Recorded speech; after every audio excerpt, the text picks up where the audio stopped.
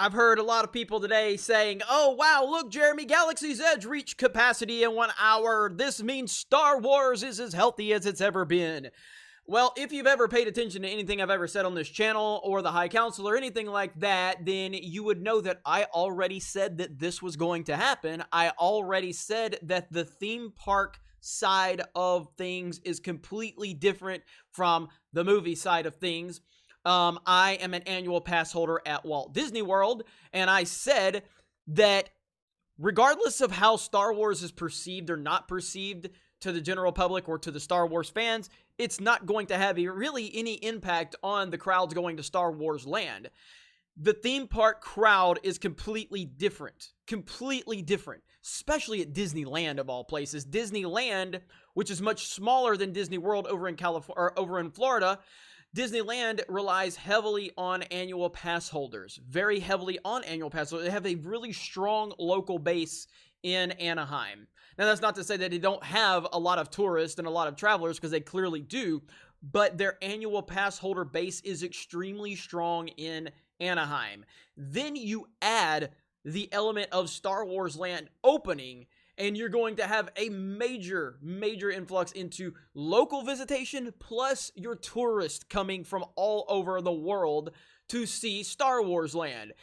Regardless if the movies right now are good or not good is completely irrelevant. This means nothing to the health of the Star Wars brand. It means nothing. It means nothing to the health of how great the land is or whatever. My God, Stitch's Great Escape, which is objectively one of the worst rides ever, still gets tons of people to go to the attraction at Walt Disney World because it's Stitch and people like Stitch. It doesn't matter how bad the ride is. It doesn't matter how far removed from the movies we are. People still like Stitch. I still don't know how that ride is. How did that ride make it so many years? I have no idea. But you even bring Avatar Land into this, which was just recently opened at Walt Disney World at Animal Kingdom.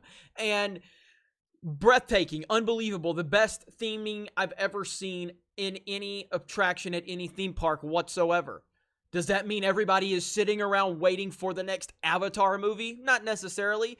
I think it's going to do fairly well whenever James Cameron does decide to release the next Avatar movie. But the success, and you can get there at rope drop at Animal Kingdom, and you're still going to wait an hour and a half to get on Flight of Passage. It doesn't matter, because it's an amazing ride, and it's part of an amazing attraction, theming the entire land, everything. But Jeremy, oh, the movies must just be, there just must be this huge hunger for the next Avatar. Not really. But the land is amazing. The theme park crowd is completely different from the movies. This is a completely and totally different situation. So again, the fact that Star Wars Land Galaxy's Edge is pushing crowds to the limit after an hour is the least surprising thing for anybody that pays attention. But what you have is you have a lot of people that don't pay attention to this stuff, and then they want to start talking about it. And they go, oh, look, Star Wars is just as healthy as it's ever been. Then why did Solo fail? Why can't they sell toys? Why did The Last Jedi drop so much from The Force Awakens?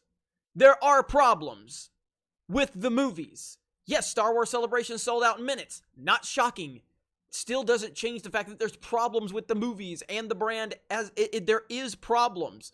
And if you don't see that, then that's your fault.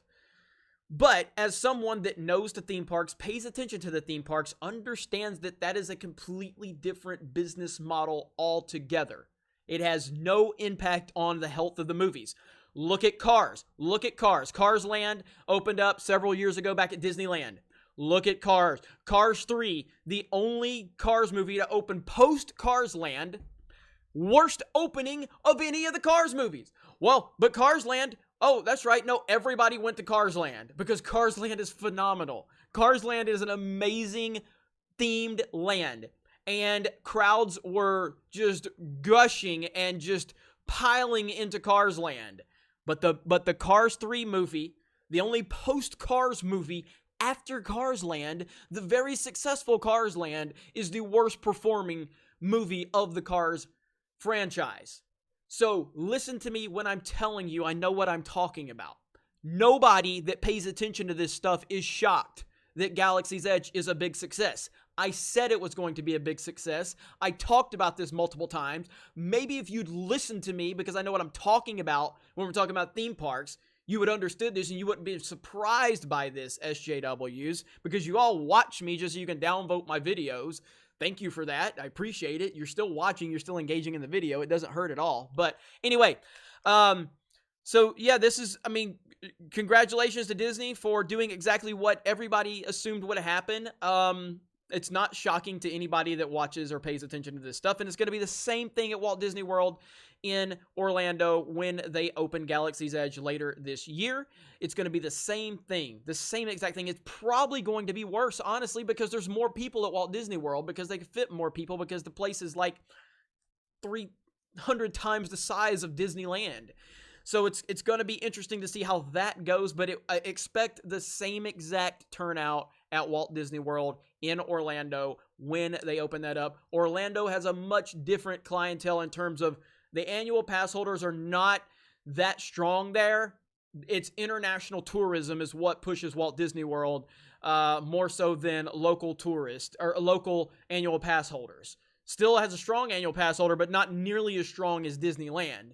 Anyway, you guys have a great day. Thank you very much for checking out this video, and we will talk to you later. Hey everyone, it's Jeremy from geeksandgamers.com, and if you're a fan of Geeks and Gamers, please go to our website, visit our merchandise store. We have t-shirts, hoodies, hats, beanies, tank tops, and in the very near future, we're going to have many more products for you to choose from. So thank you for the support. We appreciate it. You guys have a great day, and we will talk to you later.